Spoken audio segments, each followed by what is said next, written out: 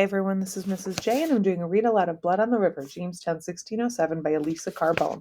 And we're on chapter 25, page 200. What shall I say? Thus we lost him, that and all his proceedings, made justice his first guide, and experience his second, ever hating baseness, sloth, pride, and indignant, more than their any other dangers, that never allowed for more than himself, than his soldiers with him, that upon no danger would send him where he would not lead them himself, that would never see us want what either he had, or could be by any means get us, whose adventures were our lives, and whose losses our deaths. William Simmons, E.D., The Proceedings. The day the ships are to leave, I go to Captain Smith's cabin to gather his belongings. He is able to take a few painful steps with a cane now, but it is still hard for him to get around. Everin says he is returning to England to get better medicine than we have here, but I know that he would stay if they had not robbed him of his authority and his power to help our colony. Captain Smith holds two strings of beads in his hand. They are a new kind, blue, with intricate designs made by layers in the glass. They are worth a fortune in trading because the Indians prize them so much. He looks at the beads sadly. I will not need these for now, he says. He holds them out for me to take. Use them this winter to trade when hunger sets in. I am stunned. I have never before touched these New World diamonds. As a servant, I didn't feel I had the right to. Now I am no longer a servant. Slowly, I take the beads from him. They feel cold and smooth in my hand. I tuck them into a buckskin carrying pouch hanging at my waist. Captain Smith looks at me hard. Samuel, it will not be easy here. Things will happen to you that will make you angry. But do not let your anger get the best of you. Channel it. Let it give you strength for what you can do to change things, to make things better. Do you understand? I nod. I have watched him do this over and over, this shifting of anger into calm action. I understand, I tell him. He looks around the cabin as if he wants to remember it always. My throat is tight with tears, but I will not let them fall. I remember the first time I saw Captain Smith on the docks at Blackwall, how strong and brash he seemed. I remember how I hated the idea of serving him and learning from him. Then I think of how much I have learned from him and how much I have changed because of him.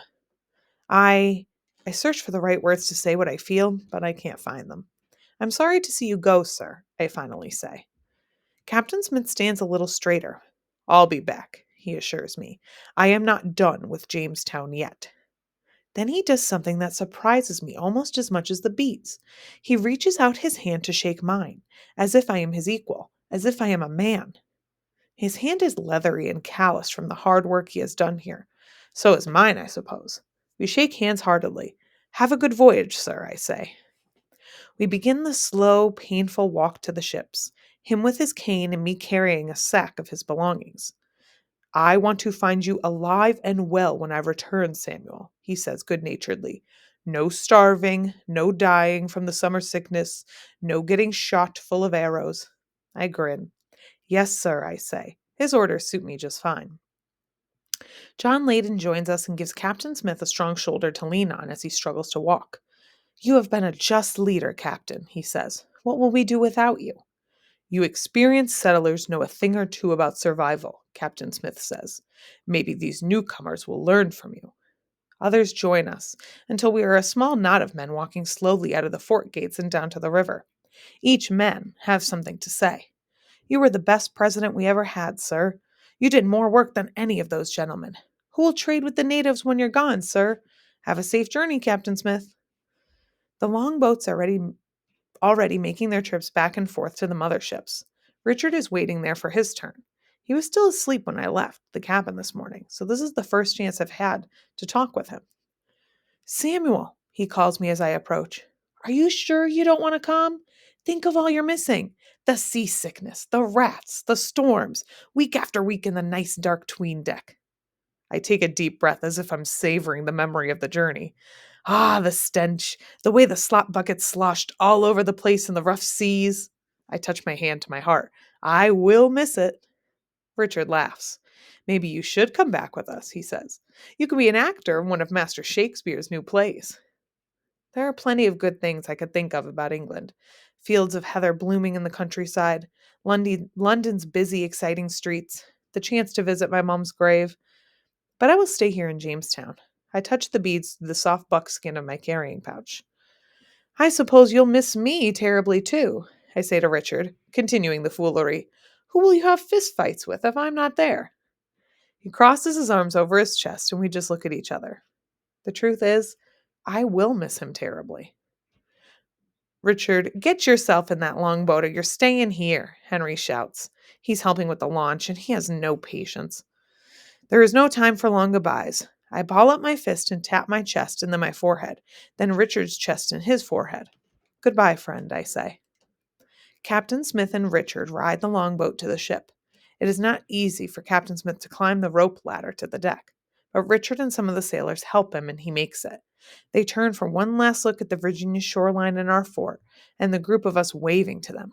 Then they are ushered below to the 'tween deck for the long journey home. Soon after Captain Smith leaves, it is clear that we don't have enough food to get us through the winter. When Chief Powhatan sends word that he will trade for corn, Captain Radcliffe goes strutting all around the fort, full of his own importance. I will take 50 men, he announces. We have piles of copper, beads, and we'll bring back plenty of corn to feed everyone. Captain Smith was not the only man skilled in trading. You will see how quickly we forget he was even here. The new colonists are happy. They trust Radcliffe. They feel confident we'll be eating well all winter. I still see that noose, ready to strangle our colony. Then something happens that does give me hope. Hope for me and John Layden and his family. Master Percy says we will build a fort at Point Comfort, about 30 miles downriver from Jamestown, near where the river meets the Chesapeake Bay. From there, we will be able to protect Jamestown from a Spanish invasion. We'll stop the Spanish ships before they even enter the river. Soldiers will work to pile up dirt and mount an artillery. John Layden and I are being sent to build cabins for the fort. We will call our fort Algernon. I fear what will happen in Jamestown this winter, with its overcrowding and lack of food. And Jamestown is the heart of our colony. I believe that if the natives attack, it is Jamestown that they will attack. But at Point Comfort, we'll only have about 30 men to feed. We'll have our own hogs, fish to catch, and oysters to dig. We'll be able to just across the river from the Wersikoyak village, where the people have become like my family, and very near the Cacoftons, who have been our friends because Captain Smith often stopped in on them to see them on his voyages. I have the blue beads and my Algonquin words. I'll be very glad to spend the winter at Point Comfort instead of Jamestown.